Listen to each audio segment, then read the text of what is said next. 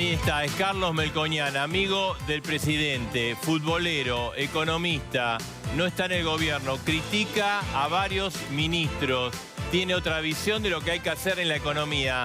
Hoy rompe el silencio y es aquí, en A Dos Voces. Vamos a hablar de tu bolsillo, del dólar, de todo lo que te preocupa. Carlos Melconian en A Dos Voces.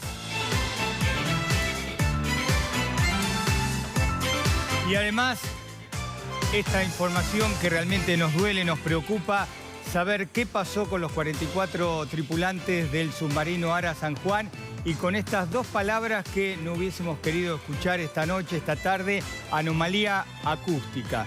¿Qué pasó con el submarino entre esta medianoche y mañana a la mañana? Lo sabremos. Así es, habló precisamente el vocero de la Armada, fue contundente y es uno de los temas que van a analizar, lo escuchamos. Concretamente es una anomalía hidroacústica, es un ruido, hay que chequearlo, corroborarlo, a tal efecto, como siempre, sin descuidar las otras áreas de patrulla que estaban haciendo el mapeo del perfil del fondo. Esta información se conoció hoy a través de la Armada. Ayer hubo una reunión muy tensa entre el presidente Macri, el ministro de Defensa y los integrantes de la cúpula de la Armada, precisamente porque hubo cuestionamientos de cómo se manejó la información, de qué información se ocultó y de qué información se dio. Pero lo importante en todo esto es saber qué pasó con el submarino, qué pasó con los 44 tripulantes y saber cómo están sus familiares, porque desde hace varios días... Después de esta declaración de Balbi, prácticamente o en forma simultánea, una nueva convocatoria a los familiares en la base de la Armada y todos salieron aparentemente con un rostro de mucha preocupación. Sí, porque como se había prometido, se trató de dar la mayor información posible a los familiares, información que va más allá de lo que sabemos los periodistas. Y en Mar del Plata está Julio Bazán, desde hace días que está siguiendo esta información y también acompañando a los familiares. Buenas noches, Julio, ¿cómo estás? Buenas noches, Edgardo, Marcelo. Bueno, la progresión fue la siguiente. Antes de que Balbi saliera, el vocero de la Armada saliera a darle información a los periodistas para que a través de ellos llegara a la opinión pública, antes se lo comunicaron a los familiares. Los familiares habían tenido a las 4 más o menos, 4:30, una ronda informativa, la cotidiana, la habitual. Salieron de esa reunión y les preguntamos, bueno, ¿qué les dijeron? Que no hay novedades. ¿Y qué les preguntaron ustedes? Y les preguntamos, pero que estamos impacientes, sí hay que esperar. Y se fueron, muchos se quedaron y muchos se fueron a sus casas a ver a sus hijos. Pero a las 2 horas los vimos entrar en forma urgente, algunos con el cabello mojado todavía del baño reciente. Fueron convocados de urgencia a una segunda ronda informativa y ahí recibieron esta noticia que los preocupó mucho, porque cuando salían algunos tenían el rostro desencajado, en algunos ojos había lágrimas. Evidentemente esta noticia los había golpeado. Los convocaron especialmente y salieron muy preocupados. Ellos durante toda la semana habían mantenido en alto la esperanza, algunos rezando, otros escribiendo WhatsApp para sus familiares, pero nunca dejaron de hablar. Y hoy, además de expresar sus sentimientos, Marcelo y Edgardo, comenzaron a cuestionar, a blanquear la situación de deterioro, de abandono de la Armada por la desidia en los últimos años, en las últimas décadas. Nos dijeron dos elementos, la angustia y la crítica por el estado de la Armada, de ese submarino Julio, en el que se subieron sus familiares, con un resultado todavía incierto. Pero vos percibiste sí, un cambio, digamos, de actitud de la gente, de los familiares, después de esta comunicación y esta nueva convocatoria, como que algo le dijeron que los preocupó muchísimo en torno a la suerte del submarino. Los preocupó y los angustió, porque después que salieron de la ronda informativa de las 16, en la que no tuvieron ninguna novedad, ninguna noticia buena, seguían preocupados, pero salieron, algunos hablaron con nosotros, pero cuando empezaron a salir después de la segunda reunión, esquivaron directamente la prensa, algunos se refugiaron ahí en la sala de guardia, no querían enfrentarse a los periodistas, nos pusimos de acuerdo los 30 o 40 periodistas que estamos acá, mandamos un emisario y les dijimos, salgan tranquilos, nosotros no les vamos a preguntar, no los vamos a perturbar. Pero personalmente te digo que salieron algunos de los familiares con los que yo había estado hablando y me abrazaron, y algunos llorando, sin decirme una palabra, pero estaba todo sobreentendido. Están preocupados, pero como dijeron muy bien, durante la noche se va a buscar más información que nosotros conoceremos recién mañana, pero los familiares estaban preocupados.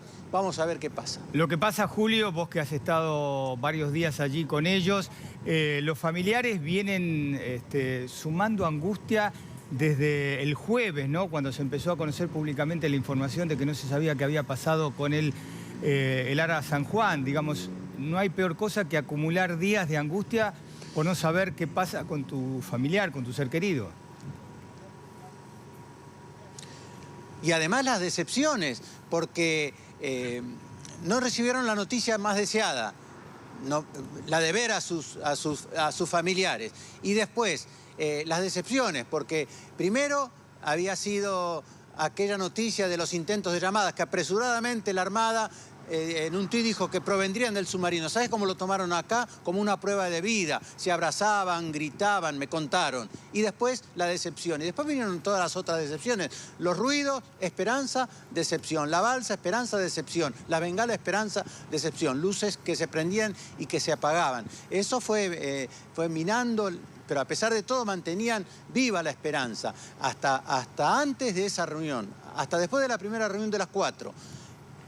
Pero después de la reunión de esa de urgencia, después de las 18, ahí ya salieron más preocupados. Mañana vamos a volver a hablar con ellos. Seguro. Julio, gracias, Gracias por estar en A Dos Voces. Y nos vamos a Comodoro Rivadavia. Ahí está Marcos Barroca, desde temprano cubriendo. Ahí está donde comienza todo el operativo, ¿no? Ahí estamos viendo los barcos.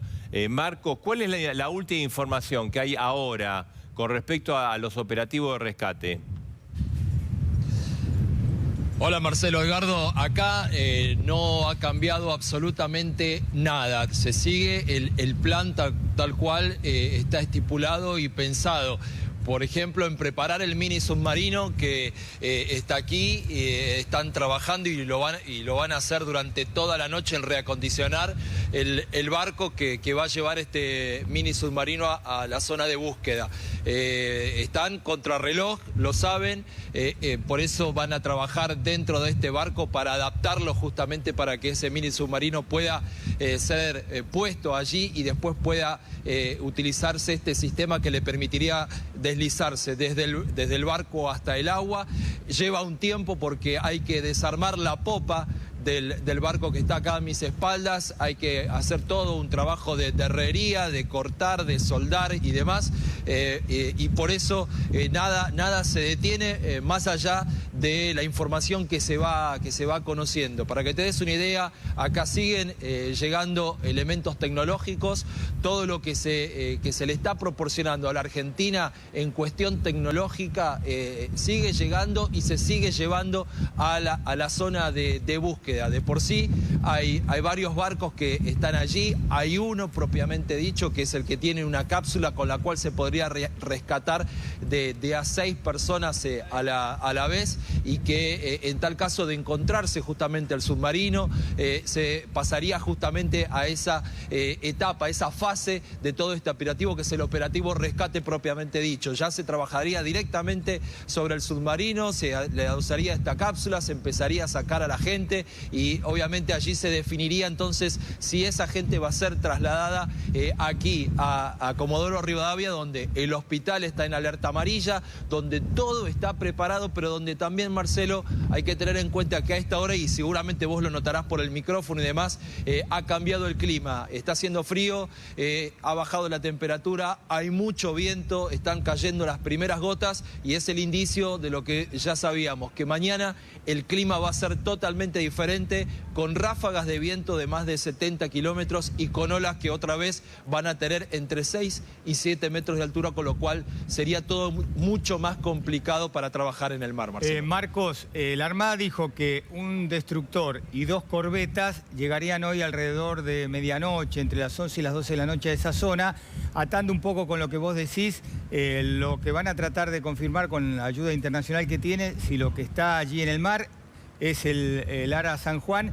y a partir de allí se pondría entonces en marcha todo este mecanismo de enviar al lecho del mar, del océano, estos mini submarinos para tratar de ver en qué condiciones está el San Juan. Totalmente, Edgardo. Mirá, es más, ellos le dan mucho valor a 2 cuestiones, en lo que tiene que ver con la tecnología, a esa cápsula que se maneja a control remoto por un lado, y también a las sondas, ¿no? que se han traído para trabajar en la profundidad, que en ese punto estamos hablando de entre 200 y 250 metros de profundidad. Justamente es la profundidad que resiste la cápsula que está justamente en la zona de búsqueda en uno de los barcos, es la que puede llegar por lo menos hasta ese punto. El mini submarino que está aquí podría llegar hasta 600, pero este mini submarino recién podemos hablar, Edgardo, para que tengas una idea, que podría estar en la zona de búsqueda para el día domingo, para que se den una idea de lo que falta trabajar en el barco y lo que llevaría incluso el viaje desde este punto hasta la zona de búsqueda. Lo que hay allí, en esta zona, que será la rastrear a esta noche, que es justamente el último lugar donde hizo comunicación el ARA San Juan, está a unos 300, 400 kilómetros de la costa. Imagínense que es una zona que va a estar complicada en las próximas horas. Claro. Va a ser muy difícil trabajar, pero bueno, apuestan a que esta noche se pueda llegar a tener alguna novedad que nosotros conoceremos mañana, pero que en definitiva le va a terminar de dar justamente, Marcelo, Edgardo, el puntapié de inicio o no a la otra fase, ¿no? Que es el operativo directamente de rescate. Marcos, gracias. Y bueno, estamos con todos los móviles en todos lados, porque como un poco decían, ¿no? Es el momento más crítico, la noche más crítica que se está viviendo después de estos anuncios. Vamos a repasar la información de último momento, ¿no? Primero, el traducido, ahora vamos a hablar con los especialistas, pero traducido lo que dijo el Balbi, el vocero de la Armada, es que se investiga un ruido, que hubo un ruido, que se detectó un ruido el día miércoles pasado, pocas horas después de la última comunicación oficial, y un ruido a unos 50 kilómetros del lugar donde se realizó la última comunicación oficial, que fue tipo 7:30 de la mañana. O sea, y el tema es, porque la pregunta que nos hacían inclusive a los periodistas y que nosotros trasladamos a los especialistas, ¿cómo puede ser un ruido el miércoles que ahora se informa? Se ahora. Claro, lo que pasó, por lo menos lo que nos explicó, es lo siguiente, que la Argentina, con sus limitaciones tecnológicas que tiene, pero las grandes potencias hacen un monitoreo de vastas zonas de... Sí, continuos, ¿no? Entonces, ¿qué? Los Estados Unidos fueron, de acuerdo a la zona donde se había visto al San Juan, fueron, a ver, te lo hago en términos muy elementales, fueron como a ver un archivo sonoro de qué ruidos se detectaron en esa zona el día miércoles. Y ahí es donde empiezan a hacer un monitoreo de lo que tienen, un repaso de lo que tienen, y encuentran este ruido que después, traducido por la Armada, dicen que fue, como ellos dicen, una anomalía hidroacústica. Otra cosa que tenés que saber es esto. No está determinado qué provocó el ruido. O sea, tampoco está determinado si el ruido es del submarino. La especulación ahora es amplia, ¿no? Hablan desde un ruido submarino hasta una explosión. Exactamente. Esa es la gran preocupación que hay, de que ese ruido no fuera un ruido cualquiera, sino una explosión del submarino, lo cual abonaría unas primeras hipótesis que se lanzaron cuando desapareció el submarino San Juan. Sí, da la impresión que los países, empezando por Estados Unidos, que están ayudando, más el gobierno argentino, la Armada, e inclusive los familiares, saben mucho más de lo que sabemos los periodistas sobre lo que pudo haber ocurrido ayer. Claro, sí, esa es y la última información es la que daba Julio Bazán, ¿no? La preocupación con la cual se fueron de la base de Mar del Plata los familiares cuando fueron llamados de urgencia, es un poco lo que vos decís, ¿no? La presunción de que efectivamente ahí, en ese lugar, el submarino. Nadie puede decir en qué estado están los tripulantes, pero evidentemente hay una gran preocupación, por eso es una noche decisiva, es un momento realmente muy, muy crítico, ¿no? Vamos a hablar con los especialistas. Sí, estamos con Fernando Morales, que es perito naval, vicepresidente de la Liga Naval Argentina, y con Francisco Galier, que es su oficial retirado, extripulante del Ara San Juan. Los dos son exveteranos de la Guerra de Malvinas. Gracias por estar esta noche con nosotros. ¿Qué tal? Buenas noches. Morales, ¿qué quiere decir esto? Tradúzcanos esos términos navales al término de la calle. Hace una semana que tratamos por todos los medios de ir un paso atrás de la información oficial para casualmente no meter ruido y tratar de ser meros traductores de lo que los comunicados oficiales dicen. Lo de esta noche a mí me desconcierta un poco porque este mensaje genera todo tipo de especulaciones. Desde que qué suerte un ruido o uy, qué desastre, por los términos que están usando. Da la impresión, perdón, que hasta hoy un ruido, y Francisco, hasta hoy un ruido era bueno. Claro, pero y no a un partir ruido, de esta noche un ruido es algo malo. porque es un ruido escuchado hace una semana. Y es un ruido escuchado hace una semana cuando las primeras versiones a las que todos tratamos de dar la espalda, hace una semana indicaban lo que ese ruido puede sugerir. Es decir, que hubo una explosión que nadie puede sensatamente certificar hasta que no se constate in situ. Ahora, le digo la verdad, yo hace una semana que estamos prácticamente abocados a esto y lo de esta noche es desconcertante por la hora, porque se da a última hora, como que nos tenemos que ir a dormir con esa información, una información que tal vez no era necesario dar, porque estamos hablando de un ruido de una semana y se podría haber esperado a que los barcos lleguen al lugar y ver de qué se trata, y si hay que dar una mala noticia se la dará mañana, y si es un falso ruido, como una vez más pasa, bueno, quedará en la Ahora, lo que pasa es que hubo, no sé cómo lo ven ustedes y Galier también, hubo comunicaciones poco afortunadas, podría uno decir, o sea, las 7 llamados, después otra señal, después la bengala. Entonces, yo creo que en este sentido, y ahí sí vamos a intentar, yo voy a intentar darle la derecha a la comunicación oficial de la Armada, porque se navega a dos aguas entre lo que se pretende decir y lo que aparece en las redes. Hoy apareció en las redes un comunicado confidencial de la Armada, que el comunicado, el parte confidencial, es verídico, donde pide a 2 unidades que se dirijan a un punto determinado. En sí mismo no aporta nada, es mandar 2 unidades a hacer un reconocimiento. Pero son partes confidenciales que aparecen primero en televisión. Entonces, yo me pongo en la cabeza del que tiene que decidir qué difundir y qué no. Y dice, bueno, ya está en internet, ¿qué hago? ¿Lo digo o no lo digo? Y si no lo digo y sale y me dicen que lo oculto, entonces, hasta ahora, la verdad que fue complicado, porque la información oficial venía por un lado y la oficiosa, los 7 ecos o no ecos de los 7 intentos de llamada, terminaron siendo que eran de otra cosa. No que nunca existieron, sino que eran de otra cosa. Si se hubiera ocultado, hubiera sido grave. Si se dice y se erra, también es complicado. Lo de esta noche rompe esa... O sea, porque eso de esta noche no lo tenía nadie, no tenía ningún portal, ningún canal de noticias. ¿Usted piensa que son horas críticas? Sí, yo creo que mañana cuando nos levantemos, pase lo que pase, ya estamos buscando otra cosa. Mañana estamos buscando un submarino, no estamos buscando vidas. Francisco, sí. ¿Cómo lo está viviendo usted, que precisamente fue tripulante del San Juan? Claro, sí, con mucha angustia, digamos, porque es como que yo llevo la camiseta de ese submarino, porque yo lo tripulé, digamos, a partir de que ingresó al país, en 1986. Fui tripulante, digamos, parte de la dotación desde el 86 hasta el 94. ¿Y cómo es el...? Porque mucho se habla de cómo es ese submarino por dentro. Claro, yo tuve la suerte de tripularlo, digamos, cuando era nuevo.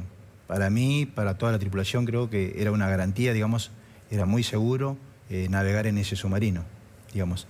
Hemos sufrido siniestro, digamos, o avería, que pudimos subsanarlo, digamos, cualquier avería, como en cualquier fierro, pero se subsanaron, digamos, sobre la marcha. ¿Una batería es una avería común que se dañe? No es común, pero puede surgir una avería. Hay, digamos, hay un protocolo, ¿verdad? Sí, de hay un cómo protocolo. actuar frente a un momento Exactamente, sí. Por eso todos nos preguntamos por qué no se aplicó el protocolo cuando se, digamos, surgió, digamos, la falta de comunicación. Eso lo desconocemos. Hablamos, perdón, Sí. hablamos de un protocolo dentro del submarino, un protocolo externo. Que hay que actuar un en función del protocolo momento de del riesgo. submarino, que lo tiene que aplicar el comandante. Claro. Porque, digamos, el comandante aparentemente se comunicó el miércoles pasado a las 7:30. No aplicó, digamos, el protocolo porque en ese momento que él tuvo, no sé, le falta de comunicación, no era necesario, digamos, aplicar el protocolo. Y lo que no se sabe es si después lo pudieron aplicar. Claro, eso exactamente. Digamos, el submarino tiene diversos mecanismos para avisar la emergencia, más allá de que, digamos... Claro, el submarino es básicamente una arma estratégica que está diseñada para pasar lo más discretamente posible. Eso no quiere decir que a la hora de poner en riesgo la vida de los tripulantes tenga sistemas de señalización visual, humo, las bengalas de humo, las... Es que lo tiene. Claro, por eso. Y también tiene un sistema de localización que se llama EPIR, la boya EPIR, que emite una señal satelital que es como si usted marcara con el teléfono y... O sea, había elementos para claro, exactamente. También es cierto que el comandante tiene margen para decir, bueno, lo uso o no lo uso, de acuerdo al criterio, porque no. Pero si nada se usa, nos tiene que poner a pensar que a lo mejor no pudieron usarlo. Claro. No Entonces, pudieron hubo no lo pudieron usar o no tuvieron la necesidad, digamos, de usarlo porque no tuvieron ningún tipo de emergencia. O no tuvieron necesidad o fue tan grande la emergencia que no pudieron. Que no lo pudieron. Francisco, Sí. uno que va dentro de un submarino, para el que está dentro de un submarino, ¿qué es una anomalía acústica? Una anomalía acústica puede ser un ruido que se propaga en el agua. Puede ser un golpe, una explosión, lo que sea. Tiene que ser fuerte para ser escuchado. Bueno, el barrido... Nosotros estamos frente a la operación de rescate naval más grande de toda la historia en tiempo de paz, ¿no? Es decir, este esfuerzo es una campaña multinacional comparada con Hay 14 países involucrados, 15 porque Rusia se va a Muchos involucrar. de los elementos que estamos viendo tan sofisticados nunca se usaron en forma real, se usaron en simulación. Por ejemplo, el submarino de rescate. Hoy yo hablé en persona con el comandante del submarino el comandante, un chico puertorriqueño, le pregunté concretamente, ¿lo usaste alguna vez? Me dijo, no. En la realidad en no. la realidad no. Siempre. Estábamos, ¿no? Cuando bueno, sí. Entonces, tenemos que ser conscientes de que es la mayor aventura militar humanitaria para esta emergencia. Y no hay antecedentes muy recientes de un submarino perdido, porque el Kursk, los rusos sabían dónde estaba y los noruegos lo ocultaron por otras razones. Muy bien. La respuesta no puede ser, no sabemos qué pasó. O sea, esto no es ni el caso Pomar, ni el avión del Tigre, ni el helicóptero que se fue, no sabemos si con qué se fue. O sea, acá tiene que haber una conclusión. Acá tiene que haber una conclusión y tiene que ser una conclusión rápida. A pesar de que si pasan mañana el límite, pasado, ya empezamos a hacer, como yo decía antes, otra cosa. Y o sea, usted cómo dice eso porque está el límite también del oxígeno. Tenemos el límite del oxígeno, tenemos hoy un factor nuevo que mucha gente había dejado pasado por alto, que también es la hipotermia. Porque está bien, tienen ropa, él puede acreditar que tienen, pero si usted tiene que estar quieto para gastar poco oxígeno y está en una temperatura muy fría. Y no tiene energía. ¿no? Claro, sí, el caso que no tenga energía, digamos, normalmente el submarino está adaptado, digamos, tiene un equipo o varios equipos de aire acondicionado para mantener una temperatura, digamos, regular dentro del submarino. ¿Y alguna luz de emergencia? Perdone las preguntas. Sí, no, luz de emergencia existen, como en cualquier, digamos, ambiente, en una casa o en... Independiente de las baterías. Independiente de la batería, si usted se queda sin alimentación, tiene las luces de emergencia, que también tienen una duración útil. No le van a durar, qué sé yo, 4 o 5 días. Entonces, lo cierto es que después de una semana de idas y vueltas, también hay que ponerse en el lugar de siempre dándole a la derecha al que comunica, que es una situación que ha sobrepasado varias cosas de rutina, de entre ellas que hoy está claro y lo dice todo el mundo, que el ministro se enteró por un portal y que el presidente se enteró por el mismo portal y que se llamaron y ninguno sabía nada. O sea, cosas que va a haber que dilucidar cuando el submarino, en el fondo o en la superficie, donde quiera que sea, entera o partido, esté aclarado dónde está el submarino. Ahí se abre otro capítulo. Pero esto hay que cerrarlo, sería un fracaso internacional. Ahora, que no se encuentre. Fernando, le quería preguntar, se perdieron horas preciosas, a ver,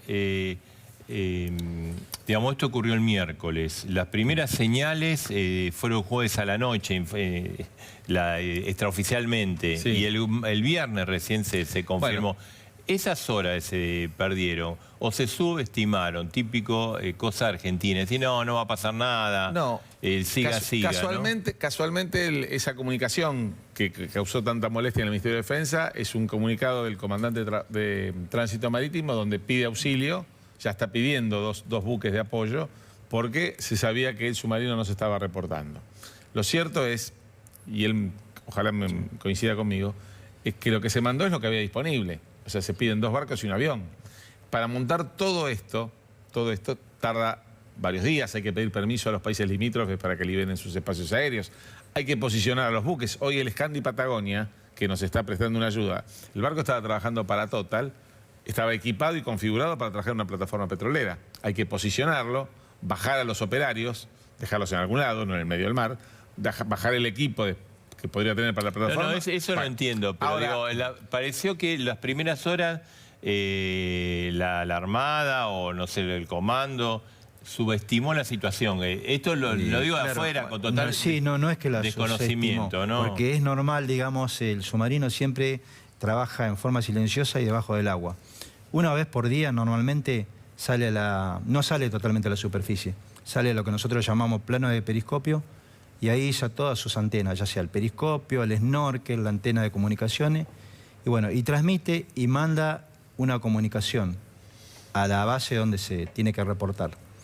Y en la base la recibe. Quizás el submarino está navegando en snorkel, termina con su maniobra y se manda abajo. Y no recibió una respuesta, digamos. Francisco, ¿usted estaba al tanto de la situación? Porque usted nos comentaba recién que como que lo inauguró el San Juan. Claro, sí, yo fui una de las primeras tripulaciones cuando llegó al país. ¿Y estaba al tanto ahora de en qué situación estaba el San Juan por algunos ex sí, estaba al tanto. Sí, no hace muchos años, en el 2014, acá salió de una gran reparación. ¿Y qué le decían los...? No, ellos estaban como yo, justamente a principio de año fui y lo visité porque estuvieron acá para el Día de la Armada, el 17 de mayo, justamente estuvieron en la dársena. Yo fui, los visité a mis camaradas, compartimos una mesa ahí y no, ellos estaban conformes. O sea, además el submarino del 2014, cuando fue reparado, claro, a hoy, navegó. Sí. También es cierto, es esto, que no es un submarino empeñado en una tarea de combate. O sea, no es que está sometido a grandes esfuerzos. Navega a una velocidad moderada, en tareas de bajo compromiso, digamos, de resistencia estructural, a una profundidad mucho menor a la que está diseñado para resistir. Acá el problema es, punto 1, dilucidar lo que pasó. Punto 2, si hubo una avería previa que el comandante, como se dice, el comandante informó, ningún comandante va a seguir adelante con un buque que representa un peligro, porque está su propia vida en juego. En una guerra es distinto, ¿no? Cambian los parámetros, pero en un tiempo de paz, o sea que podemos pensar hasta acá que o la avería se agrandó, o también puede haber sido que el comandante con el jefe de máquinas la hayan evaluado incorrectamente, es una posibilidad, o que se habla de otra avería. Si es que esto, como nos manejamos en un plano de alta incertidumbre, y todo es incertidumbre, uno puede tejer hipótesis y decir, bueno, si no abrió las balsas, si no hizo esto, si no hizo lo otro, algo malo pasó. Vamos a ver, Marina tiene un resumen. O algo malo no le pasó. No le pasó, no, claro, sí. Porque si no actuaron los elementos de emergencia es porque algo quizás estaba navegando en forma normal, no le sucedió. Vamos a ver, ustedes nos van a corregir, ¿no? Marina, ¿cuáles serían las señales que podría haber dado el ARA San Juan, ¿no? A ver, de esto precisamente que hablaban recién, las cosas que podrían haber pasado con el ARA San Juan, las señales que podría haber emitido y que no se han emitido. Interprétese esto como se interprete. La primera, salir a la superficie. Muchos hablaban de en caso de incendio. Bueno, si hubiera habido un incendio en el ARA San Juan, el jefe de inmersión está capacitado aún a oscuras para que mientras la tripulación se coloca equipo y máscaras para poder seguir respirando, poder sacar el submarino de vuelta a la superficie. Esto es un protocolo que existe, que está estudiado. ¿Qué quiere decir? ¿Podría haber salido el submarino a la superficie? Sí, todo indica que esto no ha pasado. El buque tampoco activó la radiobaliza, que es un equipo de misión de socorro para facilitar las tareas de búsqueda y rescate en el mar. Estamos todos buscando esto en Lara San Juan. Bueno, esta activación de radiobaliza tampoco ocurrió. No ocurrió hasta ahora la eyección de este cilindro de 50 centímetros que deja una mancha en el mar. Es un cilindro de emergencia. Estamos hablando de una mancha verde de aproximadamente 1 kilómetro de diámetro. Algo bastante visible para poder marcar la zona dentro de la inmensidad que es el mar, en la que está el submarino y en la que está con problemas. Esto tampoco pasó o tampoco se pudo detectar en el caso de el Lara San Juan. No se liberaron las balsas salvavidas. Se habló en el día de ayer de balsas salvavidas, no era balsas salvavidas del Lara San Juan. Se liberan dentro de la nave para que estén disponibles. Si se prevé la necesidad de abandonar el submarino, se hace a determinada altura, no se hace cuando están en inmersión profunda. De todas formas, no se han encontrado, no hay cuenta de que esto se haya dado. Y por último, dentro de las muchas opciones que están, definitivamente no se activó el teléfono subacua que permite hacer llamados de voz hacia otros buques. No se activó el teléfono subacua. Todas estas opciones, todo este despliegue, son posibilidades que tiene el Lara San Juan y de las que hasta ahora, a pesar de estos 7 días de búsqueda, no hemos tenido ninguna noticia. Son muchas alarmas que no se disparan. Sí, que no a se ver, no le actuaron. vamos a pedir a ustedes explicaciones. ¿Usted, Francisco, qué explicación le da? Claro, yo la primera hipótesis que tengo que no la aplicaron, digamos, por 2 razones. O no tuvieron tiempo de aplicarla, o no la aplicaron porque no estaban en una situación de emergencia. Porque esto se aplica en un caso de emergencia. Como bien lo decía ahí, por protocolo, el submarino cuando sufre un siniestro, automáticamente el que está a cargo de la navegación, que es el jefe de navegación en ese momento, tiene que aplicar, digamos, salir a superficie. Salir a superficie. Para eso tiene que, digamos, mandar aire a los tanques de lastre. Eyectar el agua de los tanques de lastre. Eyectar el agua, es decir, comprime los aires con los tanques, perdón, de lastre con agua, con aire para desalojar el agua. ¿O fueron sorprendidos por una emergencia que puede no dio ser tiempo no le dio tiempo, sí. hacer Aparte de los tanques de lastre, tienes tanque de seguridad y tanque resistente que también, en caso de una emergencia, eso automáticamente lo saca como un globo hacia arriba, a la superficie. Fernando, usted, digamos, lo estoy siguiendo, digamos, y estuvo explicando en los últimos días, ¿no? En muchos medios de comunicación. Hoy tiene una visión mucho más negativa que hace que el fin de semana, ¿no? Mire, hoy varios me han preguntado, bueno, ¿y usted qué siente? Y yo, por ejemplo, comparto el sentimiento de él, que es tripulante, o es ex tripulante del buque.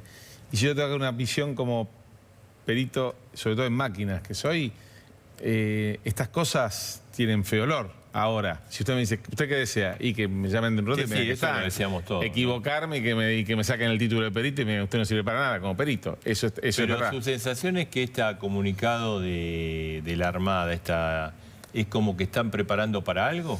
Yo creo que la Armada se ha visto, primero que esta situación la ha superado, segundo que la Armada me parece que se ha visto también sorprendida por el primer error que tuvo, que es no avisarle a los superiores políticos de esta situación, tal vez porque subestimaron, no lo digo peyorativamente, porque dijeron no, va a aparecer y no va a pasar nada y esto queda entre nosotros porque es una falla menor, pero pasan los días, pasan las horas, no hay ninguna señal y entonces, lo mismo que yo decía, que compartía con él un 100% que, a lo mejor el comandante está bien y está navegando y está...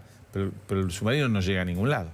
Pasa una semana, Francisco, usted que estaba en ese submarino, una semana es mucho tiempo sin tener noticias, ¿no? Digamos, de no tener comunicación es mucho tiempo. Porque lo normal, le digo, es una vez por día tener comunicación. Y de estar en el fondo del mar también es mucho tiempo. No es mucho tiempo porque estaban preparados para navegar 90 días bajo el agua. Sí. 90 días con el reciclado de ponerse de a aire. profundidad de snorkel o de periscopio, Claro, encender los motores No, sí, yo me diésel, refería claro. a una semana estar en el lecho.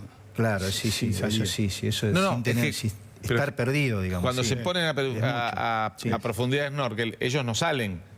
Porque No, pero yo me decía torreta, claro. eso, perdido. Sí, sí. Claro, Sí, yo en ese submarino, por ejemplo, he tenido navegaciones prolongadas que no he salido digamos, a la superficie de 30 y pico de días.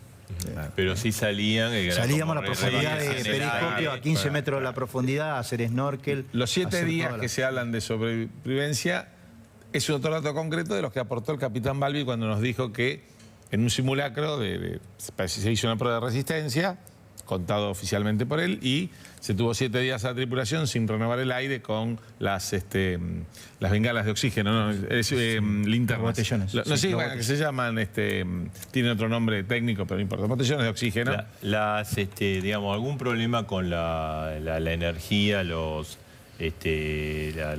baterías que dan energía, pueden emanar algún tipo de por sustancia que afecten... Sí. Las baterías, digamos, normalmente están en la parte baja, toda la parte baja del submarino son batería.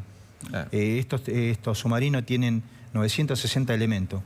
Para que tengan una idea... ¿Qué son, perdón, 960 elementos? Una batería. Es una batería. Una batería mide más... Para que tengan una idea, pesa casi media tonelada.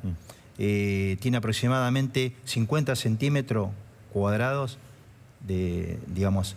de sección. La sección por 1 metro de altura. Y si el agua entra en contacto con una batería, emana... Se produce gas cloro. Gas cloro, claro. Que es tóxico. Es tóxico, sí, es tóxico, exactamente. Y si se incendian, produce un efecto de...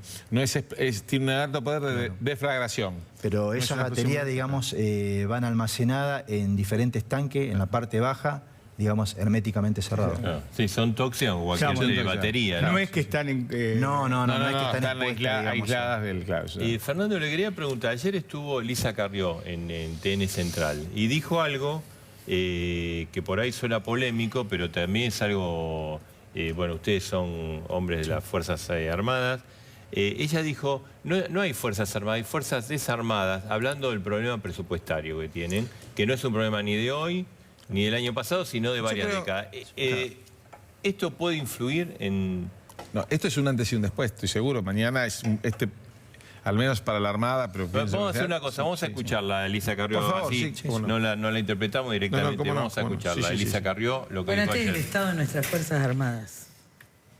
Yo creo que hay que poner la reflexión ahí, estar con las víctimas, con los familiares de las víctimas, estén vivos o no estén vivos, digo así, porque son víctimas, y además esto muestra la orfandad de nuestras Fuerzas Armadas.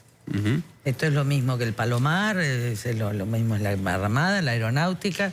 Yo recuerdo que cuando a Néstor Kirchner se le ocurrió declararle la guerra a Uruguay, ¿se acuerdan? En Gualeguaychú. Yo salí a decir que teníamos todo un informe hecho de que teníamos solo balas para un día de batalla. Yo salí a decir desde Montevideo, mire que perdemos la guerra porque creo que Uruguay nos gana. Bueno, este es el estado de nuestras Fuerzas Armadas, esta es la verdad. Todo lo demás es cuento. Este es el estado de nuestras Fuerzas Armadas a hoy. Toques la Armada, toques la aviación, donde en un momento solo funcionaba un Hércules, o toques el Ejército. Así que es hora de reaccionar, de hacer una reforma profunda y no solo un ajuste, como dicen, y decidir, si vamos a tener Fuerzas Armadas, tengámosla.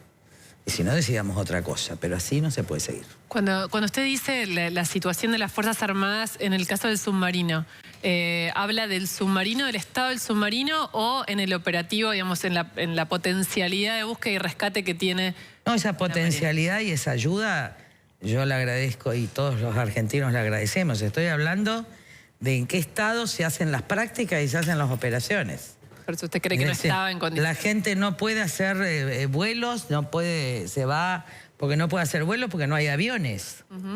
Entonces, tampoco, las condiciones en que trabajan ellos son prácticamente imposibles. Y estoy hablando de todas las Fuerzas Armadas. Y esto no es, yo creo que si tenemos Fuerzas Armadas y somos una república, tenemos que tener Fuerzas Armadas defensivas y preparadejadas. ¿Le dan la razón ustedes a Carrió? Sí, totalmente. Sí. Este país, Porque, perdón, este país, disculpa un segundito y te dejo. A diferencia de otros países que sufrieron procesos de ruptura democrática, al retomar la democracia se confundió la sanción al que violó la ley con la sanción a la fuerza a la que pertenecía. Entonces se abandonaron las Fuerzas Armadas y llegamos a un estado tal que, de hecho, en la Armada todo lo que navega, todo lo que flota y los submarinos inclusive, fueron comprados por el gobierno militar. Eso no nos tiene que horrorizar. Y después en cosas... Ahora se compraron 4 remolcadores usados a los rusos el anteaño y ahora compramos 6 aviones Super Etendard porque el mundo nos dijo, ¿con qué nos van a defender en el G20? Y hubo que salir a comprar de raje 6 aviones que tienen 30 años. Entonces, ¿cómo hacemos hoy para poner el orden? ¿Cómo hacemos hoy para custodiar nuestro mar si a la prefectura la tenemos entretenida cuidando los barrios carenciados? Que merecen toda la atención del mundo, pero no con la prefectura. No es la tarea de la prefectura. La prefectura tiene que estar haciendo la tarea que sea el submarino, cuidar la pesca. Claro. ¿Francisco? Sí. No, estoy de acuerdo también en la opinión de Fernando. La señora Carrió da un pantallazo general de todas las Fuerzas Armadas, digamos. Que hubo, digamos, a partir del 82, digamos, no le vamos a echar la culpa al gobierno de turno. Esto ya viene de hace rato, de varios gobiernos atrás.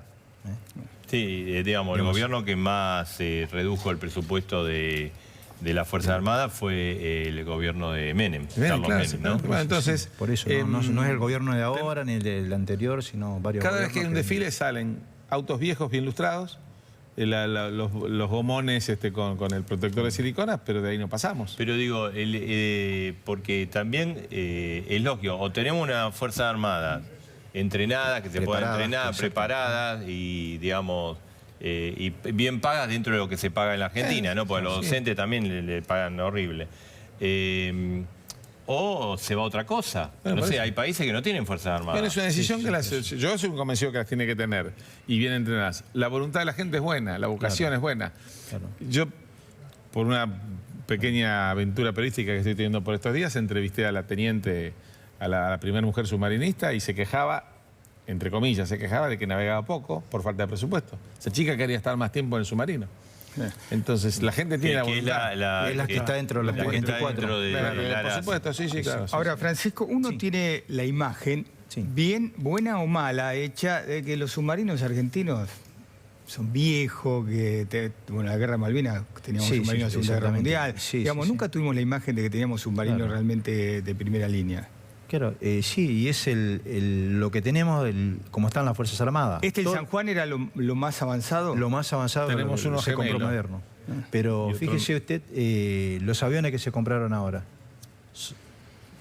¿son aviones, digamos, de 0 kilómetros? No, son aviones usados. Los barcos que se compraron. Barcos con 40 años para reemplazar barcos de 70. Claro. Entonces, vamos a correr, sí. El fiel de la balanza está corrido, llevarlo a la línea del centro. Fernando, ahora calculo que se va a ir a cenar, a dormir. ¿Qué espera encontrarse mañana? En cuanto a novedades, novedades fácticas, no creo que muchas distintas, pero me voy a levantar con lo que le dije, pensando que empezamos a buscar otra cosa. ¿Y usted, Francisco? Sí, no, lo mismo también, con lo que las noticias que pero si llegan, como dijeron esta noche, a medianoche, mañana, la corbeta, las 2 corbetas y el destructor argentino, más algún otro buque de armada de otro país. Claro. ¿No pueden saber si está o no? Sí pueden saber si está o no, pero tenemos que llevar el vehículo de rescate. No van a llegar. No, está bien, pero sí se puede determinar si ahí está o no en San Juan. Sí, tal vez sí. Yo la verdad que lo... Se puede determinar, digamos, tampoco se puede saber si es el San Juan que está ahí abajo. Sí. Porque puede haber un fierro que está tirado mañana creo que va a haber un punto de inflexión en la historia del San Juan, en la historia de la Armada, o va a comenzar, y en la historia de las Fuerzas Armadas creo que también. Gracias, gracias. Gracias a ustedes. Ambos. Y estamos con, Carlos Melcoñán, expresidente de Banco Nación. De Nación. Carlos, ¿qué reflexión te merece? ¿Cómo estás viviendo esto que tiene en vilo a toda la población, no? Bueno, buenas noches. Sí, nos tocó una mala noche, así que lo primero que quiero es enviar mi solidaridad a las familias de los 44 compatriotas que están en este problema. Sí, lo escuché atentamente y tiene que ver, porque escuché varias veces y tomé nota tanto de la doctora Carrió como de los muchachos. Esto viene de hace rato y la doctora Carrió en particular dijo hay que hablar de reforma profunda, no de ajuste, y esto viene de hace rato. Bueno, este es el país que recibió el presidente Macri. Mi principal crítica desde el inicio fue no hacerlo público como corresponde el primer día, porque En el fondo, lo que acabamos de escuchar, profesionalmente y tecnocráticamente hablando, es la gestión del gasto público en la Argentina. O sea que lo aplica esto a todo. A todo. Donde uno pone un dedo en la Argentina pasa esto en términos de reforma estructural. Y está bien el comentario, uno decide si quiere Fuerzas Armadas, no las quiere, qué tipo de educación quiere, qué tipo de salud quiere.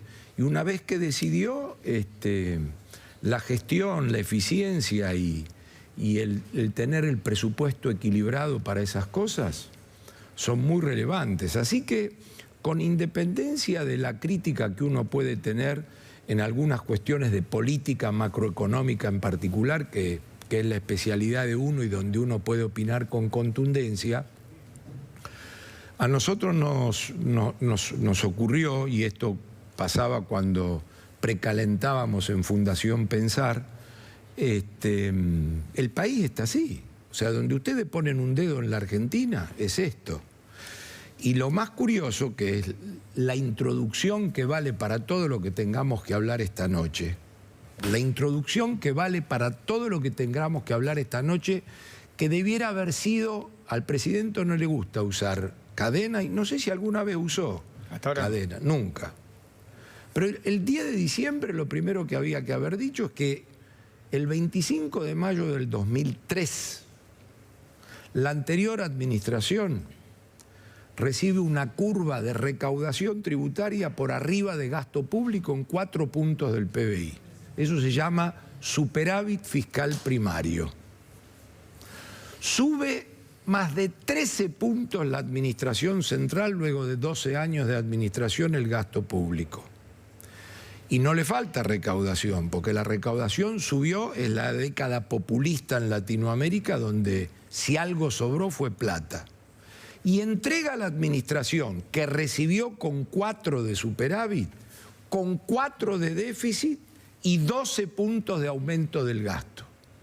Entonces, este es un discurso de 10 minutos con un gráfico para decir, el 2003 era esto, nosotros estamos recibiendo esto. Y en la curva de gasto público, que parece una cosa fantasiosa, tecnocrática, inentendible, que solo un grupito puede saber, ahí atrás es donde hay gente, jubilaciones, educación, salud, Fuerzas Armadas, etcétera, etcétera, etcétera. Entonces, esta es la realidad. A partir de acá podemos empezar a hablar, dando la derecha, diciendo lo que está bien, haciendo la crítica donde está mal, porque el hecho de que uno haya pertenecido, y yo sigo perteneciendo y mi afecto por el presidente está intacto, no quita que no puede haber alguna crítica o al diagnóstico o a la gestión actual. Pero la punta de lanza de todo esto, e insisto, no lo estoy diciendo yo, lo escuché acá, viene de hace rato, reforma profunda, etcétera, etcétera, etcétera. Y evidentemente parece un eslogan de la política, pero esto no es una cosa que se arregle en 2 años. Carlos, y la pregunta es esta, y vamos a hacer una breve pausa. ¿Cómo no? ¿Sirve el gradualismo para resolver esto? ¿Cómo no? Estamos con Carlos Melcoñán, después que se fue en enero, que se fue del Banco Nación. Vamos a ver, a recordar ese momento. Nunca habló. ¿Se fue enojado? Vamos a preguntarle ahora. Y ella responde. No, bueno, dejo. Vamos a la pausa. Habla por primera vez acá a 2 voces, Carlos Melcoñán. Sí. Bueno, estamos con Carlos Melcoñán. Me rompe el silencio después de... ¿Usted se había comprometido a no hablar hasta las elecciones con Macri? No me comprometí, son los códigos del amigo que yo al presidente lo conozco y lo acompaño del año 2006. Fui su candidato a senador en el año 2007. Nadie me pidió nada, empezando por el presidente, pero no corresponde tampoco. Ahora, después de un año, casi un año, porque esto fue el 18 de enero, yo he continuado el 19 con mi actividad profesional y bueno, y corresponden. En el potrero de chico se aprenden esos códigos. Y nadie me pidió nada, pero es una cuestión de voluntad mía. Y bueno, en un momento termina, digamos, ese duelo y siempre igual a disposición del presidente. Marcelo, antes de entrar en las cuestiones de la economía argentina, usted que era una especie de líbero desde la presidencia del Banco Nación, que digamos desde el gobierno lo veían como alguien que criticaba, digamos como no parte del círculo más cerrado de Macri. La presidencia del Banco Nación, históricamente, digamos, en el organigrama, si bien es un ente relativamente autárquico, digamos, no pertenece al núcleo de un equipo económico. Me acuerdo cuando los créditos hipotecarios, Melconian, a mí me dio la impresión de afuera, Sí. Como que Melconian se cortó solo, dijo, acá tengo mis créditos, son mejores que los otros créditos. No, porque yo lo hablé con el presidente del Banco Central en su momento y además jamás me he cortado solo. La primera persona enterada del crédito hipotecario, que fue el gatillo que empezamos nosotros en el Banco Nación, fue el presidente de la Nación. No hubo una decisión tomada en el Banco Nación donde el presidente no estuviese de boca mía informado. Lo que sí que yo no creo mucho en estas cosas cuando la tasa de inflación todavía no es la adecuada. Pero bueno, la Argentina es un país que viene de tan abajo, con crédito hipotecario inexistente, que tenemos ahora, que no es el mejor crédito hipotecario y que la inflación tiene que bajar y que fundamentalmente tiene que entrar financiamiento, digamos, la punta de lanza de algo que ojalá que siga bien a futuro. Carlos, hablábamos de la herencia que recibió el gobierno, de los problemas que se manifiestan, el tema del gasto, el déficit en todo de lo que estamos viviendo estos días, en el tema educativo. ¿Se resuelve por el gradualismo? Porque el gobierno hace una bandera de gradualismo. Sí, y siempre lo fue, siempre lo fue. Nunca, jamás, yo he sido testigo presencial, jamás hubo una discusión acerca de si había que implementar una política de shock o gradualismo. Todos éramos gradualistas, nunca existió la palabra shock. Y no porque se nos haya ocurrido a nosotros, porque emanaba del propio presidente. Y el desastre y el lío es de tal magnitud, en términos de las cuentas que recibíamos, que no era una foto, era una cosa inercial.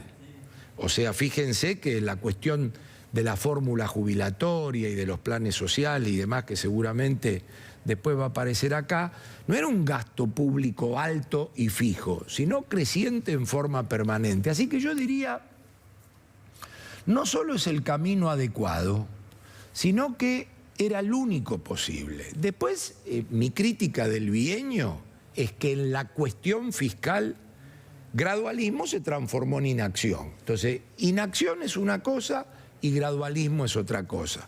O sea, una crítica suya es que hubo una inacción fiscal. Absoluta. Y yo diría, la peor en términos de política macroeconómica integral es que en general lo que se llama política monetaria, que es el Banco Central, y la política fiscal, que es el Ministerio de Economía en general, deben ser o dos graduales o dos de shock, digamos, no pueden tener tanta diferencia una de otra.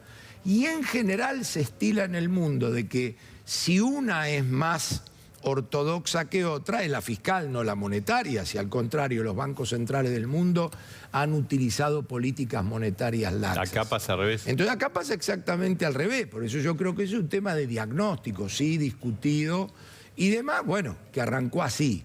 Entonces, si va a una velocidad la política fiscal, no puede ir a otra velocidad desmadrada la política monetaria, porque bueno, termina en la tasa de interés, termina lo fiscal financiándose con deuda, si la deuda es en dólares hay que traerla al país, eso genera apreciación cambiaria, el Banco Central es el único que puede comprar esos dólares, se lo da luego al Tesoro, y como la tasa de inflación proyectada no está en línea con la política fiscal de 7, 8, 9 puntos si uno suma provincias, municipios, cuasi fiscal y fiscal, entonces tenemos una tasa de interés muy ortodoxa con un dólar planchado y una acumulación de deuda interna del Banco Central que en algún momento hay que parar. Pero bueno, es el discurso del presidente en el fondo, porque los tres ejes del presidente arrancan así. El primer eje del presidente es, no se puede gastar más que lo que se recauda, no podemos continuar eternamente con la deuda pública, tenemos que eficientizar eso y todos tienen que poner un poco. Así que, quiero decir, no es una cuestión la que estamos hablando. Usted lo que dice es que el presidente y usted coinciden en ese discurso. Es el discurso de los 3 ejes: equilibrio fiscal, desterrar la inflación y bajar los impuestos. Segundo eje, empleo privado formal de calidad. ¿Pero usted qué quiere decir entonces? ¿Que el gabinete no lo ayuda al presidente? No, lo que quiero decir es que de repente hemos empezado 2 años tarde. Si lo que está por venir, lo que se está por votar y la letra chica que va a haber detrás de eso, hace empezar el gradualismo. Entonces ahí ya estaría emparejándose un poco la cosa, hay que esperar que sale. No fue sin costos en esta cuestión de acuerdo con las provincias, reforma tributaria, reforma previsional, reforma laboral, no es sin costos. Pero es lo que ha dicho el presidente, van a tener que poner un poco todos, porque acá hay una cosa que no es ir a la historia y seguir revolviendo la grieta, nada que ver con eso. Pero lo que hay que explicitarle a la sociedad, y tardamos 2 años para explicarlo de esta manera, es que quedó el gasto público muy alto e infinanciable. La recaudación que no alcanza con la mayor presión fiscal de la historia. Y un agujero que se financia con deuda. Ahora, es incontinuable eso en el tiempo. Melconian, no es una crítica, es un diagnóstico. Usted dijo, que Macri dice usted también, que todos tienen que poner un poco. Pero al que le duele más cuando hay que poner es al laburante. Porque los ajustes, donde se siente más es en la persona que vive de su sueldo. Porque hay aumentos, también estaban subsidiados, pero hay aumentos muy importantes de luz y gas. El transporte todavía está retrasado, pero aumentos muy importantes de luz y gas. El impuesto a la ganancia sigue siendo muy alto, muy importante. La inflación es alta. Se quiere limitar el aumento de los jubilados. Se quiere también poner un techo a las negociaciones paritarias. Digamos, todo tiene que poner un poco, pero el que lo siente más es el trabajador. La inflación hay que bajarla, por supuesto. No hay aumento de luz y gas. No había más luz y más gas. Porque hay un periodo de 12 años donde la inflación acumulada da 1000% y el costo de la energía subió 100%. No, pero yo estoy de acuerdo que no se puede decir es que el ajuste no lo paga la gente. Edgardo, como dice el presidente, para decirle la verdad a la gente, que la verdad que no es mi tarea, ¿no? Porque yo no pertenezco al espacio, pero no estoy en el gobierno. Pero lo que no se puede decir es ambas cosas simultáneas. Porque cuando uno dice, mira, no había más luz y gas, y hubo 1000% de inflación y 0 de aumento tarifario, y el colectivo y el tren se lo regalaba. El interlocutor, y no es una crítica, pero no puede decir, bueno, sí está bien, pero no. No, bueno, sí está bien, no. Ese es el diagnóstico, y eso es lo que uno recibió.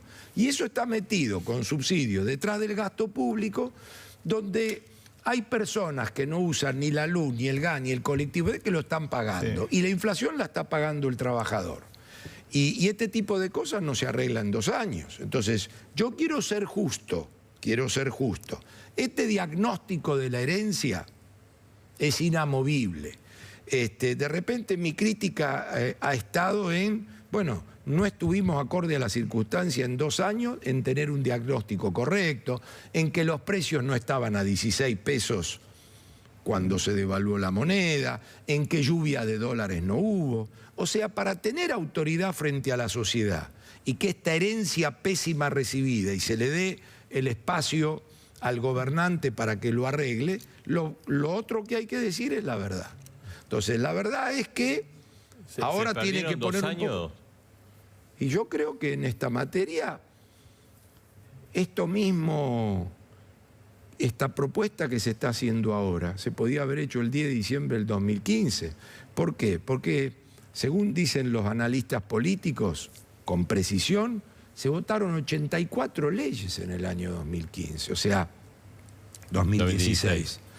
Que es un gobierno no peronista, que ninguno había terminado, que no había mayoría en las cámaras. No, pues el argumento es decir, no, bueno, si el gobierno hacía estas cosas, por ahí perdía la elección. Se votó una ley para ir a arreglar con los buitres, y en la provincia de Buenos Aires se logró un acuerdo con el principal líder de la oposición de aquel momento, que era Sergio Massa. Si salieron tantas leyes, en el fondo, esta prolijidad que significa esto que se ha hecho ahora entre las provincias y el gobierno y demás, que lo llamo prolijidad porque es, la verdad, un avance institucional y de final de litigio, pero es con plata y la pone la nación. Pero hay un hecho político que no se puede dejar de lado, es que Cristina perdió. Claro. Porque esto se puede hacer porque pero Cristina perdió. Primero no era candidata, no y importa, perdió el candidato de Cristina y ganó muy bien Macri, y se votaron 86 leyes. Y dentro de las leyes que se votaron leyes complicadas. El tema buitre era un tema tabú en la Argentina y se lo votó. Se votó una amnistía fiscal. Entonces quiero decir, tampoco creamos que el gobierno podía haber hecho las cosas. Y que lo que acaba de anunciarse ahora tampoco es una cuestión que va contra la gente. Es una cuestión, a mi juicio, tardía y modesta. Pero yo no dije que va contra la gente, dije que hay ajustes que duelen en el bolsillo de la gente. Claro, que, a ver... es distinto que contra la gente. Nunca el presidente ha dicho que no. Nunca el presidente ha dicho que no. Pero, Carlos, un poco lo que dice Edgardo, decir, bueno, el presidente dijo, todos hay que imponer, más o menos fue esa, todos tenemos que hacer un sacrificio. Pero pareciera que algunos hacen más sacrificio que otros. O sea, por ejemplo, la política, ajuste de la política, Estoy los de políticos, acuerdo. Cero. Estoy de acuerdo. Los jubilados sí aportan mucho. Voy a decir lo que he dicho siempre respecto al gasto, y no vengo de la política, ni hago una defensa de la política, ni soy de la corporación de la política. El ajuste de la política hay que hacerlo porque da autoridad moral. Autoridad moral. Pero ustedes tienen que entender que para el despelote que tiene Argentina y los números que se recibieron, el ajuste de la política son 2 mangos con 20. Ahora el trabajador que mañana se cuelga del colectivo para ir al trabajo y me escucha decir 2 mangos con 20 y escucha 1.000 millones, 2.000 millones, dice, este tipo es un inconsciente. No es que no sea plata. Respecto al presupuesto público, el ajuste de la política no arregla el despelote recibido. Ahora hay que hacerlo. Hay que hacerlo, ¿por qué? Porque da autoridad, ¿no? Por supuesto, da autoridad moral al gobernante. Entonces, desde ya que hay que hacerlo. Usted, Carlos, en algún momento incluso nosotros fue a una charla de IAF o bueno, alguna... Sí. Y habló del tema jubilatorio. Sí, lo vi el video acá. En realidad, eso fue un refrito que después me tergiversaron, porque Willy Cohen, el periodista, estaba al lado mío de moderador y a los 3 minutos cuando salió eso me llamó y me dijo, che, yo estuve 1 hora al lado tuyo, había 1000 personas y no dijiste. Bueno, pero... Y después vi con precisión que ustedes lo pasaron esa misma noche esa acá noche. Y la referencia era... como ha sido mi crítica histórica. Lo criticaron mucho desde el gobierno en ese momento. La idea era, el programa se bala, y yo jamás hice referencia a eso. Mi crítica era, como lo fue siempre, la quiebra del sistema jubilatorio, porque el anterior gobierno regaló contra personas, a favor de personas que nunca habían hecho una contribución ni un aporte contra los que sí lo habían hecho, 4 millones de jubilaciones y pensiones.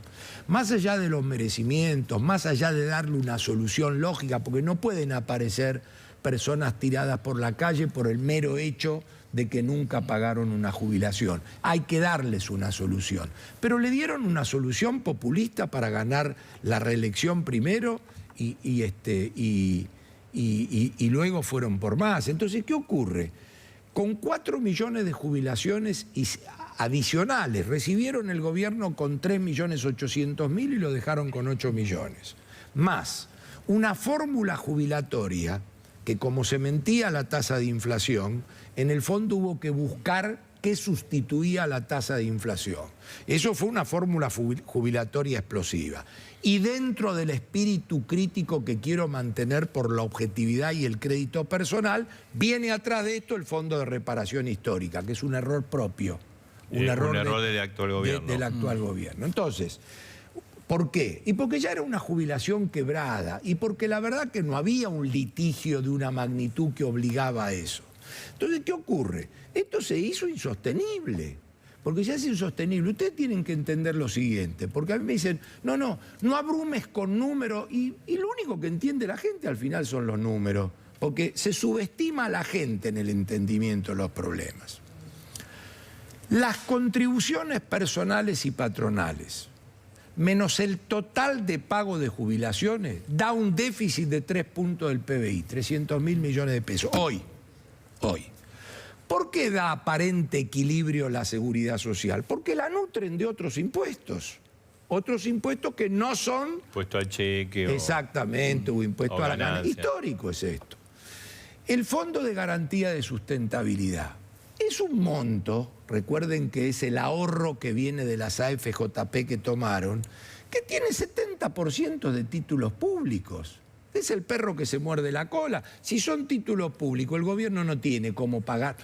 ¿Cómo va a desembolsar plata para eso? Entonces, la creencia de que el Fondo de Garantía de Sustentabilidad financia a los jubilados porque hay 900.000 millones de pesos es un asiento contable en el fondo. Ahora, Melconian, el jubilado que lo está escuchando, y dice, pero yo a mí no me alcanza, por más que tenga razón Melconian, no me alcanza lo que gana. Por supuesto que no le alcanza, y tiene razón el jubilado, lo que no quita que yo no pueda terminar, digamos, no le mienta a ese jubilado. Entonces, ese jubilado está en el riesgo de que está dentro de un sistema quebrado. No está ni siquiera con el problema alemán o japonés, el de que hay cada vez más viejos y menos jóvenes, por lo tanto más jubilados y menos aportantes. No es ni siquiera un tema de la edad jubilatoria, porque esas son reformas estructurales de países desarrollados que rinden su fruto en 10 años. El problema jubilatorio es hoy.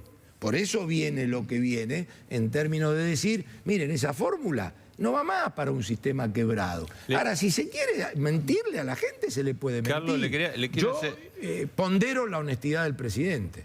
Vamos a mostrarle unas fotos. ¿Cómo no? Vamos a ver la primera foto. No sabemos nosotros cuáles son. Ahí está, Mauricio Macri. ¿Qué dice Mauricio Macri? El hombre adecuado para evitar que Argentina fuera Venezuela, maneja personalmente la gestión y el rumbo del país, y hay que darle tiempo. Yo fui el primero que dije que antes de las cuestiones del voto y demás, el presidente venía por 8 años, y hay que darle el tiempo adecuado. Y lo poco mucho que lo he visto luego de mi partida del Banco Nación, muestra su personalidad intacta y con todos estos problemas. Ahora, después de la elección, el verdadero Macri.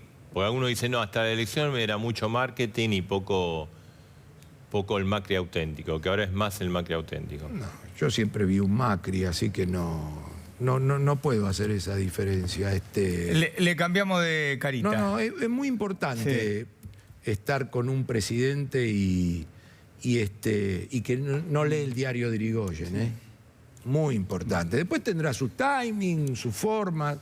Esto no es quedar bien, yo no tengo doble discurso. A ver, la otra, acá el ministro Duhovne.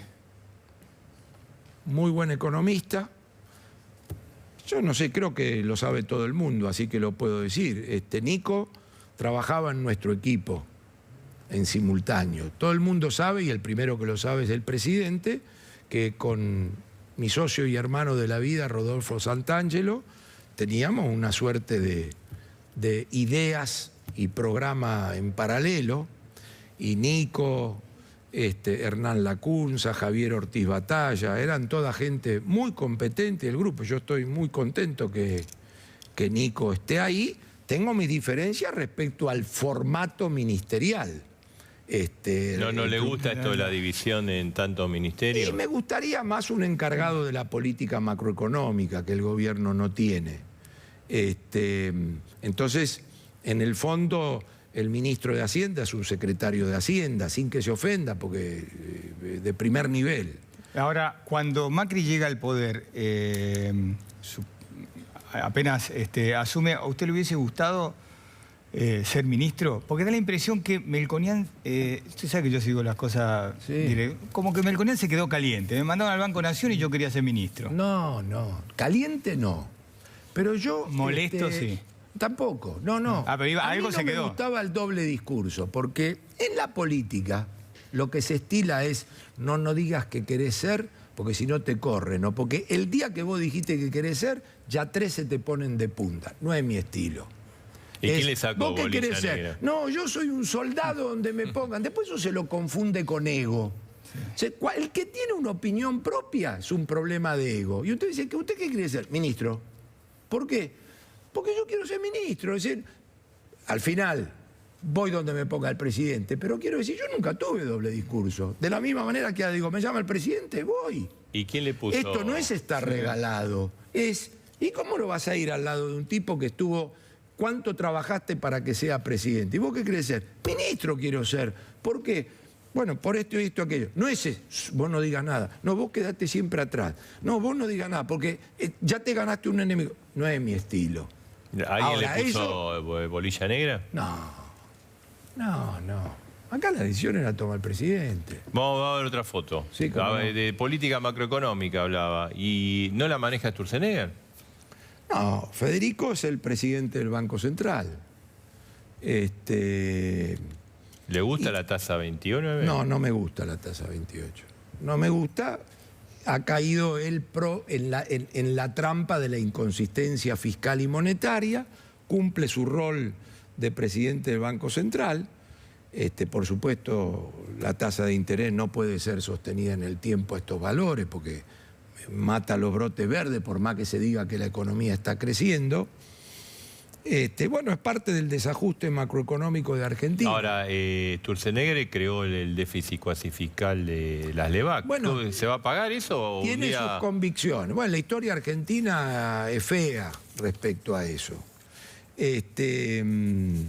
Yo creo que se ha confiado mucho en lo que técnicamente se llama el aumento de la demanda de dinero. En el caso de Argentina, la demanda del peso no se dio. Y en el fondo las LEVAC, cuando intentan absorber los pesos que han sido emitidos contra dólares que trae el ministro Caputo, en el fondo son el déficit fiscal. No hay vuelta que darle. Y entonces, digamos, porque ahora las LEVAC de todo el mundo son pagables. No estamos ni en la puerta de la crisis, ni esto es mañana, pero es insostenible en el tiempo. ¿No? La gente se ha hecho... La gente no, quiero decir... el eslogan es la deuda externa es insostenible en el tiempo, que es sí. Pero cuando uno tiene como contrapartida de ese enjuague, LEVAC, que en el fondo pagan 28 en pesos, y son al final del día la contracara del déficit fiscal, también es insostenible en el tiempo. Ahora, uno empezó a escuchar, lo hablábamos hace un tiempo con Marcelo, gente que nada que ver con la comida, empezaba a hablar de la LEVAC. Y bueno, sí, se popularizó. Y bueno, lo mató al plazo fijo, claro. En vez de hablar del plazo fijo, la gente, no, yo tengo el LEVAC. Se popularizó por la renta con un dólar relativamente quieto, pero es muy importante entender el circuito. El circuito es que el agujero no se cerró y mercado local para financiarlo no hay. Y a priori se ha querido mejorar cualitativamente el financiamiento. Por eso se toma deuda afuera. Ahora, cuando la deuda viene de afuera, hay que pasarla a pesos para pagar el gasto público en pesos. Entonces, cuando eso pasa en pesos, se usa para pagar el gasto y vuelve al mercado, para ser consistente con la inconsistente tasa de inflación proyectada, hay que absorberlo. Y ahí tenemos este circuito degenerado, por llamarlo de alguna manera. Tenemos una foto más. A ver, de un amigo, ¿no? Durán Barba. ¿Este manda realmente? ¿Tiene poder? No lo quiere, me parece, ¿no? No, Jaime ha sido clave en los triunfos del presidente. No, de ninguna manera. Por eso tiene poder detrás de Macri. No sé si tiene estrategia. Tiene estrategia, viene con datos ciertos, dice está pasando tal cosa. Yo nunca tuve una relación fluida con Jaime. Muchos dicen que no, mucho no. No, pero se lo banca, para su tarea, digamos, a Caruso Lombardi le dicen, che, vos tenés que agarrar y salvarlo del descenso, y Caruso pero a Caruso le dicen también que vende humo. Y algo de humo vende Jaime alguna vez, pero Pero después a la hora Se me de los deje bifes... picando, ¿eh? Pero a la hora de los bifes ha estado. No hay que ser necio con estas cosas. Uno tiene autoridad para la crítica cuando simultáneamente reconoce las cosas. Vamos a ver otra foto, Carlos. A ver. Ahí tenemos a Durán. De humo, digo. Ah, Lo mismo que Jaime, Marcos, independientemente de que uno pueda pensar o no. Él sí tiene poder después de Macri. Sí, yo no lo tomaría en términos de... Pues es el jefe de gabinete primero. Es el jefe de gabinete, así que yo diría... pero ese es responsable entonces también de la forma de Por cómo supuesto, se maneja por la economía, supuesto, digamos. Siempre, de los éxitos y de los fracasos, de los problemas y de las cosas que se hacen bien. Pero también es una persona en lo suyo muy competente. Es decir, Horacio Rodríguez Larreta, jefe de gabinete de la ciudad, del jefe de gobierno Macri, es un estilo de jefatura de gabinete distinto a la de Marcos. Lo suyo lo ha hecho bien, con independencia de que yo tenga diferencias o no con alguna de las cosas. Y las cosas con las que he tenido diferencias se han manifestado. Si después eso significa, para quien toma decisiones, que el que no está uniformado tiene que salir del gobierno, bueno, mala suerte. ¿Qué va a ser? ver, Carlos. El único, digamos, que me podía imponer ese tipo de conducta era mi viejo. Ahora, lo demás, yo creo que tener ideas propias, sin sacar los pies del plato y sin boicotear, porque yo siempre he sido una persona que el futbolero no pega de atrás, mete pata fuerte en el medio. Y ese es un eslogan de la vida. Entonces... ¿por qué voy a hablar mal de Marcos? Tenemos una diferencia muy eficiente en su tarea. Vamos a ver una última foto, a ver. ¿Cómo no? Espérate, ahí. No he tenido casi relación de colega con Alfonso. No puedo opinar. De lo único que puedo opinar, digamos, mi opinión con el presidente... Casi digo, primero con el candidato, después con el presidente electo y en ese interregno, es que cuidado con la apertura del cepo, porque los precios de la economía no están a 16 pesos. Porque... Ahí se equivocó, Pratgay. Bueno, no se trata de si se equivocó o no. Se trata de que el ajuste al cual hacer referencia que pagó la gente y demás... fue de nuestros 6 primeros meses o 7 de inflación al 3-4%, subproducto de la apertura violenta. Ahí sí hubo, mirá, ahí hubo shock. ¿Viste? Shock y ortodoxo y gradualismo. El dólar. En la devaluación hubo shock. A mí un día, todavía no éramos ni gobierno, cuando yo dije en un medio, no sé si hay necesidad el 10 de diciembre de abrir completamente el cepo, y que viajar a Nueva York o comprar dólares en la Argentina valga lo mismo que exportar o importar.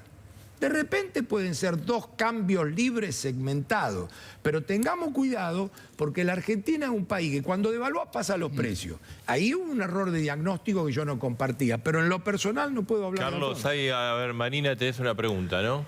Sí, porque te decía hace un ratito, Edgardo, que Melconian había picado en punta, no sé cuál fue la frase que había usado con el tema de los créditos, que se había cortado solo, ahí está, con el tema créditos.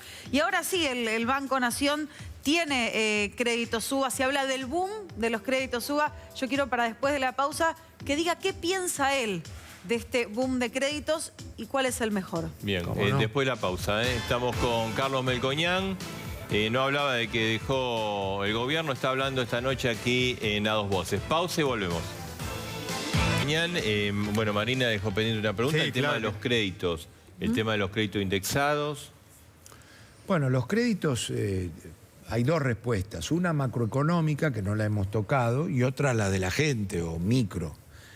El crédito subiendo al más del 40% es inconsistente con la pretensión de tener una inflación que tienda al dígito, porque digamos, no conozco experiencia internacional con el crédito volando y con la intención de simultáneamente desinflacionar la economía. Segundo, nosotros habíamos elegido para su momento un crédito que resultaba el primer día un poco más caro, pero le quedaba congelado el capital, con la tasa de inflación en los valores de Argentina que hay, a mí personalmente el crédito, el indexador de la economía, UVA, tiene que existir. No puede existir una economía que pretenda tener crédito y salir sin que exista, como tuvieron los chilenos, un indexador de la economía. Pero no necesariamente para el crédito hipotecario, porque digamos, la persona que sacó 1 millón de pesos y hay 20 puntos de inflación debe más. Digamos, es un aprendizaje que todo aquel O sea, para que toma... eso funcione, la tasa de inflación tendría que ser mucho más. Por supuesto. ¿De qué nivel? ¿De un dígito? De un dígito, claro. De un dígito porque el capital acompaña algo tolerable, por más que tiene sus válvulas de ajuste en el sentido de prorrogarlo si hace falta y demás. Es toda una cultura nueva en la Argentina tener un activo de un valor y un pasivo del mismo valor durante 20 años. O sea, es una cosa complicada, diría yo. Lo que ocurre es que Argentina viene de -10 en este tema.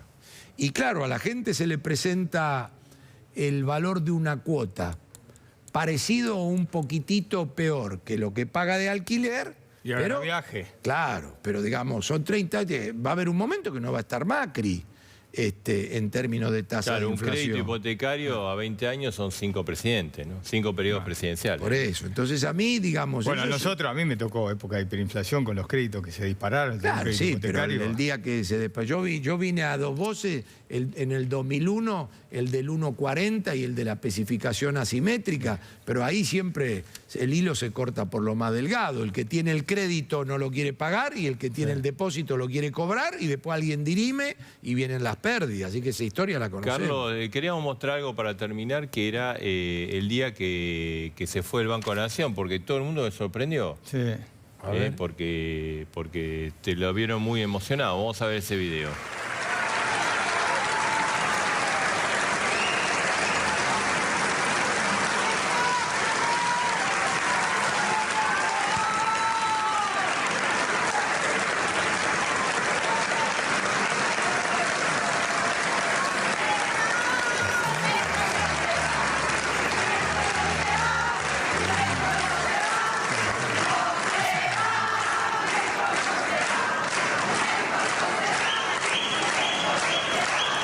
Bueno, ¿qué le pasó por ahí, por la cabeza? La verdad que lo veo ahora y no lo puedo creer todavía, pero... No, primero que no era preparado ni sabía. O sea, me dijeron tenés que despedirte de la gente y cuando bajé estaba repleto. Y la verdad que lo único que hicimos es hacerla participar a la gente y que ganara de nuevo autoestima. No le dimos nada a la gente. La saludábamos, la poníamos en lugar de gente. La gente venía a decir los fines de semana que se sentían más importantes, en todos lados, porque yo iba de incógnito a las sucursales, al interior. Y la gente había empezado a ganar en autoestima. Dice, estuvimos en el asado del fin de semana y somos importantes de nuevo porque me preguntan por el crédito a la pyme, por el crédito esto, por el crédito aquello, por el crédito hipotecario. Saludábamos a la gente, la tratábamos bien, no le dimos nada, no hubo ningún regalo de nada. Pero lo hicimos participar, trabajamos mucho con la línea y bueno, tiene, qué sé yo, me quebré, qué sé yo. ¿Volvería a ser funcionario? Sí, por supuesto. Pero como ministro. No. Como donde el presidente me ponga. No. Bueno, pero... Mal horario para el sábado, Independiente Racing. Racing Independiente. Para jugar con Independiente cualquier horario. No, vamos a poner suplente porque tenemos... Cualquier horario suplente. No, venimos bien. No, nosotros vamos a poner suplente. Carlos tiene la misma... No abran el paraguas. Sí, no está pasando lo mismo que usted con Libertad. Pero pongan a los mejores. Sí, bueno, ahora tienen que venir acá y ganar. No, vengan el sábado completo, entero. No, suplente. Muchas gracias, gracias a ustedes. Bueno, vamos con la voz. Nos demoramos un poco, Marina, pero y bueno. A Marina le dicen de todo después. De verdad. A mí me dicen la chica de la bomba. Van a empezar la chica de la bomba de las 11:20. Claro. De las 11:20 empieza a ser la bomba. No, te dicen qué bomba. No me dicen la bomba de las 11, la bomba de las 11, la bomba de las 11:20. Yo atiendo los reclamos. Bueno, hoy fue récord el demora, ¿no? La bomba. Bueno, tiene que ver con las reformas que quiere el gobierno. Hablamos con Melconian de eso. Hace una semana atrás Y acuerdo histórico. Ya está todo. ¿Y qué ahora pasa? está en el freezer, ¿eh? No está tan fácil como pensaban. Por lo pronto la reforma laboral, la CGT, los muchachos están en el Vaticano, están recibiendo la... Estaban ahí, recién estaban Sí, tuiteando. hoy va a haber, están hoy con el va a haber Papa. una... Sí. Lo que vos decís es así, porque hoy va a haber una reunión de comisión en el Sí. Senado. No La- fue nadie así y se suspendió. Claro, el peronismo aprovechó y la pasó para la semana que viene, porque con la excusa que no están los muchachos de CGT, que están recibiendo la bendición del Papa Francisco. Está compleja la reforma laboral, porque ¿qué quiere el gobierno? Sacar las reformas en el Senado antes que asuma Cristina, Para evitar a Cristina. para evitar a Cristina. Pero ya Pero asume, si ya- falta Claro, ya poco. tiene lo de... Sí, Ya está. Prácticamente una tarea. Ya esta semana se perdió. Sí, por eso. Así que, Marcelo... Y te digo una complejo. cosa, también está complicado el tema jubilatorio en cuanto a la fórmula Sí. de ajuste. O sea, está lo del ajuste por inflación, eso está bien, digamos, eso va. Pero la fuerza de oposición dice, pero el ajuste por encima de inflación es un poco, para poner un término, exiguo. Exiguo. Teniendo en cuenta que bien, ¿no? Teniendo en cuenta, para un sueldo de 10.000 pesos, Claro. el 5% del crecimiento del producto podría representar 20 pesos, ¿no? O sea, nada. Sí. Exiguo. Entonces yo creo que la fuerza de oposición, creo que ahí incluso está, y esa es un poco la bomba, se está negociando con el gobierno de buscar un mecanismo de transacción, ¿no? Sí. Bueno, así que reformas en el freezer la pregunta, pero igual queremos despedirnos esta noche con una fotografía. Es un homenaje a Marcelo, a propósito lo vamos con Melconian de Racing. A ver, la mirá, verdad no que se lo sabía. merece Marcelo porque es un hincha. Ahí está, mirá. Recibe una con plaqueta. Tito Pizzuti. Juan José Pizzuti, técnico de Estudiante Campeón del Mundo en De el... Racing. Perdón, de Yo Racing sé que campeón. sos No, anti no puedo Racing, creer. pero bueno, pero che. No, pero ¿sabes por qué asocié Escuchame, el 67? separá. Si no lo querés decir, Alfie, la próxima Que lo me diga. decís y lo digo yo. Yo te voy a decir una Pero cosa. no hace falta que hagas Ahí está, este papelón. el equipo campeón del mundo Ahí le está, ganaron al Rulli. Celtic en el partido, en el último Son partido de los gente tres. que me hizo feliz en mi Claro, infancia. pero yo lo entiendo, como si ¿Te yo das hubiese cuenta? sacado fotos con jugador independiente. Mirá, Y Racing me dio, bueno, hoy esta medalla, así que estoy muy está contento con Rulli, Víctor ahí está, Blanco. Marcelo Ah, ¿te Bonelli. dieron una Ahí para está. vos? Ahí está, mira. Mirá qué bien. Y mirá, en el equipo ese, uno los tenía, me acuerdo que éramos chicos en la figurita, pero ahí lo vi a Rulli, a Maschio. Sí. no El sé, Chango se llama, Carne, el Panadero Díaz. Espiringa, que yo te recordé que Claro. había sido arquero de suplente, porque estaba en la figurita. Espiringa Parenti también, que fue suplente. ¿Cuál era la difícil? Así que, bueno, Bueno, la verdad, estoy- Marcelo... La verdad estoy muy contento. No, pero bien y me merecido lo sorprendieron, tiene, porque yo fui un porque- agasajo de los héroes, de los campeones mundiales del 67. Y había sorpresa y de para vos. repente había... Es el hincha, ahora se lo merece, hincha. Ya está, de te esos que van a la cancha, bancan condecorado. todo. Así es, muy contento. Nos bueno, vamos, Marcelo. nos vamos, sí, hoy secos. Seco. Sí. Seco. Pero Nos bueno, valió despedimos. la pena el homenaje a Marcelo. Bueno, gracias, Absolutamente. muchas gracias. Digo, bueno, el miércoles próximo, como siempre, con ustedes, en vivo, aquí en A Dos Voces. Chau.